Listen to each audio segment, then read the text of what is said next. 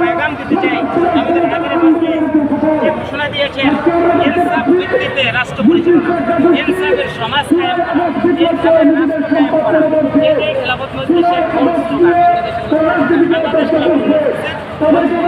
বাংলাদেশ খেলাফত মজলিস এই বাংলাদেশে বৈষম্য বৈষম্য থাকবে না।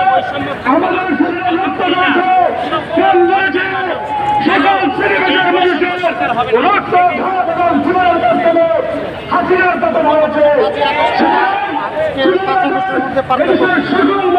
গত বছর 5ই আগস্ট ছিল আমাদের একটি কি বলবো এটাকে মানে বিভীষিকাময়।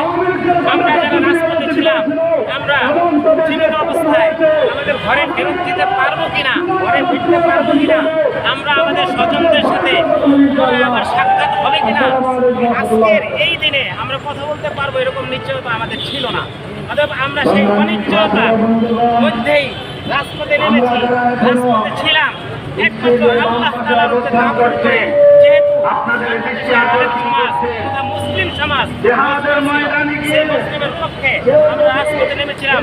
আমাদের এই দৃঢ় বিশ্বাস ছিল যেহেতু আমরা হকের পক্ষে বাতিলের বিপক্ষে লড়াই করতেছি, লড়াই আমাদের নিশ্চয় লড়াই আমাদের রাজপথে ছিলাম।